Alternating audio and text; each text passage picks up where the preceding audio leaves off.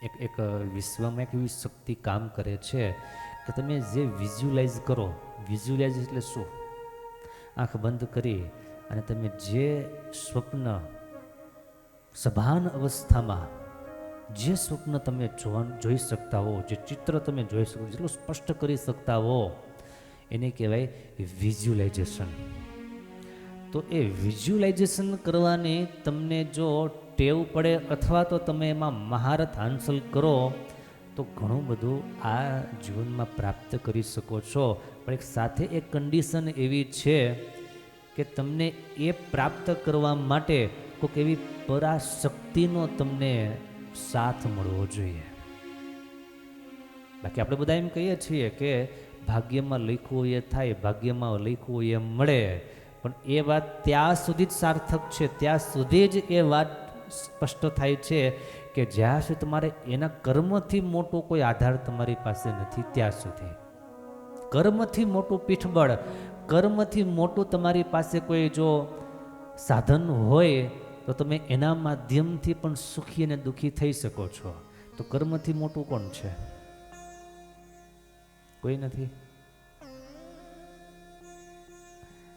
કર્મથી મોટા, કર્મના ફલ પ્રદાતા પરમાત્મા છે, ભગવાન છે. માટે ભૂલથી પણ ક્યારે નહીં બોલતા કર્મથી મોટું કોઈ નથી. કર્મથી મોટા કર્મ ફલ પ્રદાતા છે. કર્મ સ્વતંત્ર નથી. કર્મની ઉપર ભગવાન છે, એ સ્વતંત્ર છે. એ પરમાત્માનો આધાર, એ ભગવાનનો આધાર હોય. એ વિઝ્યુલાઇઝેશન જેટલું ક્લિયર હોય અને ત્રીજું તમારો પ્રામાણિક પુરુષાર્થ હોય. આ ત્રણેય જ્યારે તમારા જીવનમાં એક લાઈનમાં આવે એટલે તમે જે ધારો એ પ્રાપ્ત કરી શકો, જે ધારો તે તમને મળે. વિઝ્યુલાઇઝેશનમાં બહુ મોટી તાકાત છે. દુનિયાના માણસો એનો ઉપયોગ સંપત્તિ પ્રાપ્ત કરવા માટે કરે છે, આ દુનિયાની વસ્તુ પદાર્થ મેળવવા માટે કરે છે એ શક્તિનો ઉપયોગ. ત્યારે ભગવાનના ભક્ત એનો ઉપયોગ ભગવાન મેળવવા માટે કરે છે. શક્તિ એની જ છે પણ બેનો ફરક આખો અલગ છે. રૂપિયા એના જ છે, એક એ રૂપિયે કરી અને માણસને મારવા માટે એનો ઉપયોગ કરે છે. આતંકવાદી શું છે? રૂપિયો જ વપરાય છે ને ત્યાં. એ રૂપિયો ક્યાં વપરાણો? માણસની હત્યા કરવા માટે. એનો એ રૂપિયો છે પોતાના ભોગ વિલાસ માટે, પાપ કરવા માટે વપરાય છે. એનો એ જ રૂપિયો છે કોઈ ડાયા સજ્જન ભગવાનના ભક્ત માણસ હોય સત્કર્મ માટે વાપરે છે. પૈસા તો એના જ છે પણ એનો ઉપયોગ અલગ અલગ છે. તો ફળ બધાના અલગ અલગ છે, બધાનું ફળ અલગ અલગ છે. એવી રીતને વિઝ્યુલાઇઝેશન છે એનો ઉપયોગ જગત સંપત્તિ માટે, સુખ સાહેબી માટે કરતું હોય ત્યારે ભગવાનના ભગત એ જ શક્તિનો ઉપયોગ ભગવાન માટે કરતા હોય છે. તો આજે આપણે વિઝ્યુલાઇઝેશન એવું શીખવું છે કે જ્યારે નવરા હોઈએ, જ્યારે ફ્રી પડીએ ત્યારે એક એવું વિઝ્યુલાઇઝેશન કરવું છે. આંખ બંધ કરી અને જ્યારે તમને અનુકૂળતા, જ્યારે તમને એવો ભાવ પ્રગટ થાય ત્યારે એવું આપણે વિચારવું છે. અત્યારે આપણે ટ્રાય જ કરી લઈએ, એમાં શું વાંધો છે? ટાઈમ છે ને તમારે? હા તો ચાલુ કરીએ.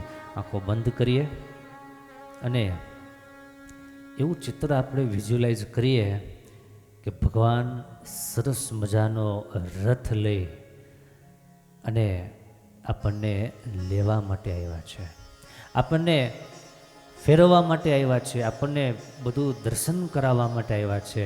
અને ભગવાન એમ કહે છે, હાલ તને મારા ધામના દર્શન કરાવું, હાલ તને મારા લોકના દર્શન કરાવું. મારા સરસ મજાનો વિશાળ દિવ્ય તેજોમય રથ લઈ અને પ્રભુ પધાર્યા છે. પ્રભુના એક એક રૂવાડામાંથી અનંત અનંત સૂર્યનો પ્રકાશ એમાંથી પ્રગટ થાય છે. એવું દિવ્ય તેજ, જે તેજને દુનિયા કોઈ જોવાને સમર્થ નથી, પણ હું એ તેજને જોઈ શકું છું કારણ કે મારી દૃષ્ટિ પુરુષોત્તમ રૂપ થઈ છે. માટે એ ભગવાનના તેજને, એ ભગવાનના સ્વરૂપને, એ ભગવાનના રથને હું જોઈ શકું છું. મહારાજ મને આ શરીરમાંથી અલગ કરે છે, હૃદયમાંથી મારો જીવાત્મા હું પોતે એમાંથી મુક્ત થઈ, આ શરીરમાંથી મુક્ત થઈ અને ભગવાન મને દિવ્ય અદ્ભુત સ્વરૂપ આપે છે, દેહ આપે છે અને ભગવાન મારો હાથ ઝાલી અને મને પોતાના વિમાનમાં બેસાડે છે, રથમાં બેસાડે છે, ગરુડમાં બેસાડે છે. જેવી તમને ઈચ્છા હોય એવું તમે વિઝ્યુલાઇઝ કરી શકો છો. તમને જેમાં બેસવાની ઈચ્છા છે ભગવાન એ લઈને પધાર્યા છે. આપણે મહારાજની પાસે બેઠા છીએ ને આપણે તો જોઈએ જ છીએ, અહો અહો અહો, શું આટલું બધું સુખ, શું આટલું બધું તેજ, શું આટલો બધો આનંદ, શું આટલી બધી શાંતિ. મેં તો કલ્પના નહોતી કરી એટલી શાંતિ, એટલું સુખ, એટલો આનંદ મને ભગવાન આપી રહ્યા છે, સુખ આપી રહ્યા છે. અને આપણે એ સુખના કાયમને માટે અધિકારી થવાના છીએ. આજે તો મહારાજ મને આવી રીતે લેવા માટે આવ્યા છે, દર્શન કરાવવા માટે આપ્યા છે, દર્શન દેવા માટે આવ્યા છે. આવી રીતે વિઝ્યુલાઇઝ કરતા જઈએ, ભગવાનનું સ્વરૂપ વધારે ને વધારે સ્પષ્ટ કરતા જઈએ.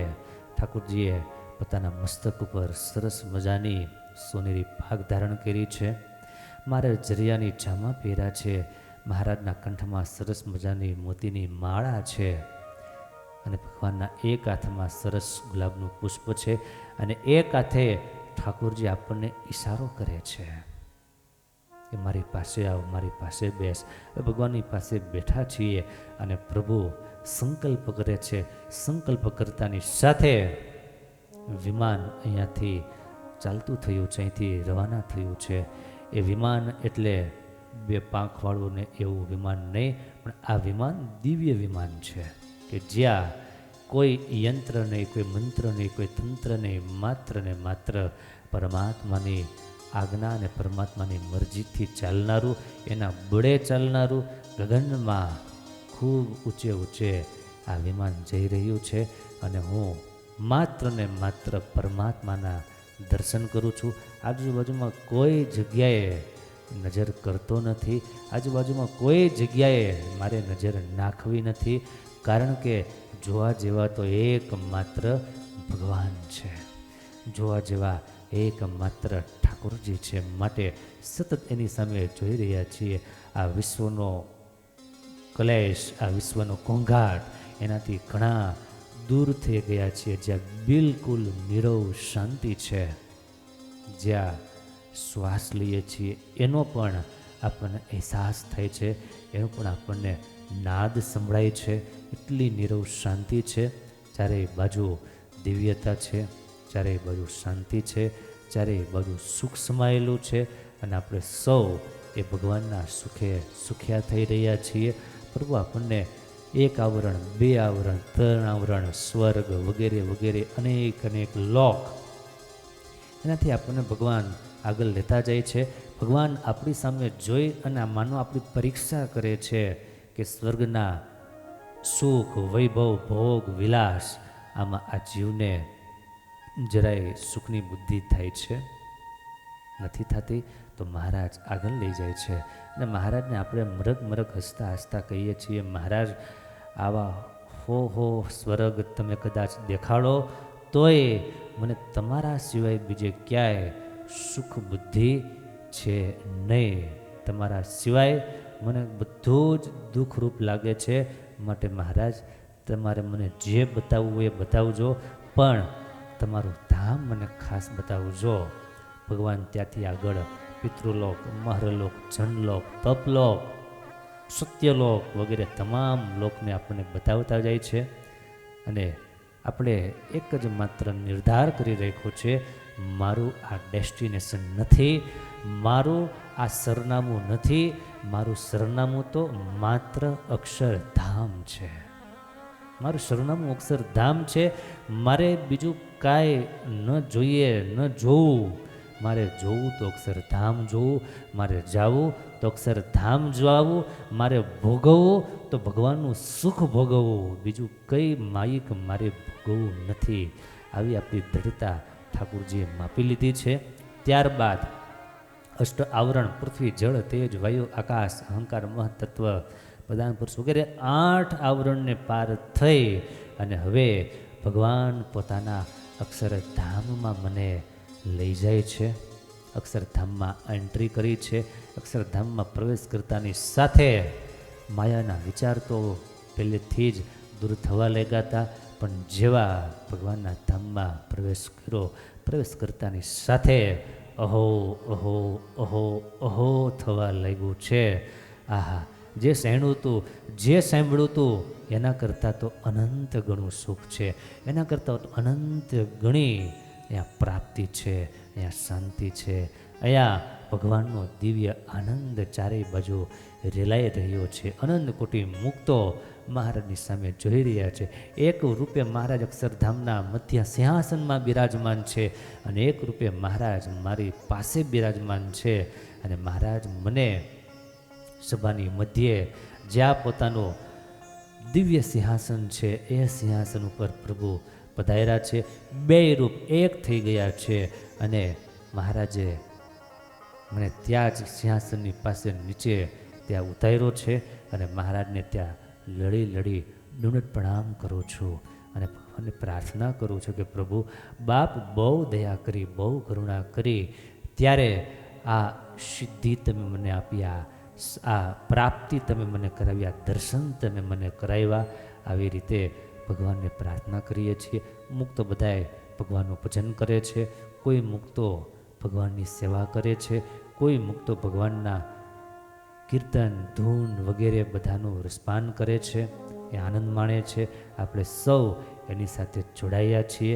બસ એ ચિત્ર વિશેષ ને વિશેષ મારા ને તમારા હૃદયમાં પ્રગટ થતું જાય ત્યારે એ સુખના ભોગતા બની શકીએ અને સુખના અધિકારી બની શકીએ. જેટલું હેત આવતું હોય, જેટલું સુખ આવતું હોય એટલો સમય એમને માટે આપણે ફાળવી શકીએ. આને કહેવાય વિઝ્યુલાઇઝેશન. આને જેટલું સ્પષ્ટ કરતા જઈએ એટલા હરિભક્તો આપણે એ સુખના ભોગતા થઈ શકશું અને અક્ષરધામમાં રહેવાને પાત્ર બની શકશું. માટે આજથી આ અને ધ્યાન કહો તો ધ્યાન અને વિઝ્યુલાઇઝેશન કહો તો વિઝ્યુલાઇઝેશન, જે કહો તે